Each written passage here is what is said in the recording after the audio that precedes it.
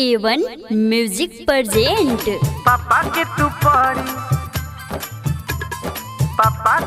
पड़ी Anjali digital recording studio Madarpur. काहिला दुनिया टोली जालो कोरी दुनिया टोली जालो हैप्पी बाबू पापा पापा के तू पड़ी कहलू ककोरे नुनिया टोली जालू कहिला चौहन टोली जालू मोला मलिया बाजार में भेटालू कहिला नुनिया टोली जालू कहिला चमटोली जालू सब एंगल से लागतारू चालू ककोरे नुनिया टोली जालू ककोरे चमटोली जालू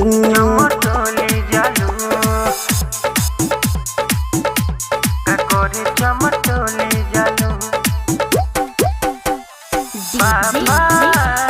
हैप्पी बाबू पापा के तू पड़ी कहलू चमटोली जालो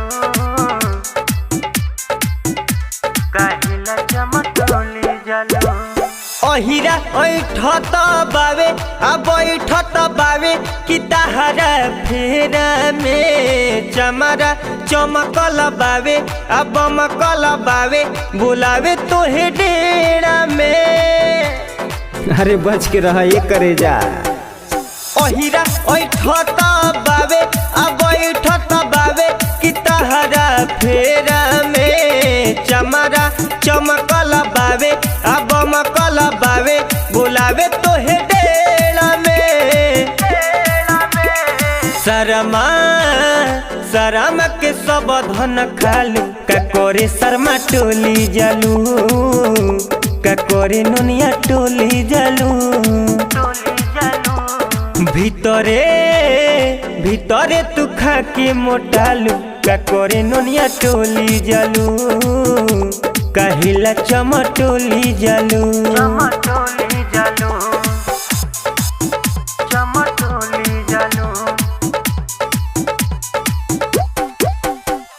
पापा के पड़ी कहलू हैप्पी बाबू टोली जालो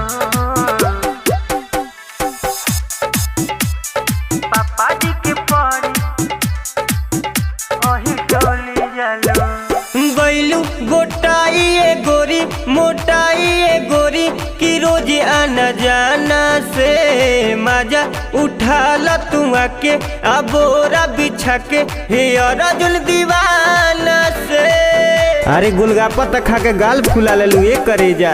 गैलू गोटाई गोरी मोटाई गोरी की रोज आना जाना से मजा उठाला तू आके अबोरा बिछा के हे अर्जुन दीवाना से।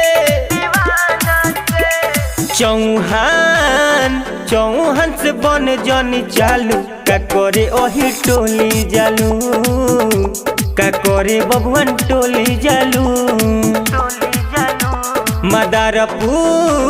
मदारपुर बाजार में भेटालू ककोरे नुनिया टोली जालू कहिला चौहन टोली जालू।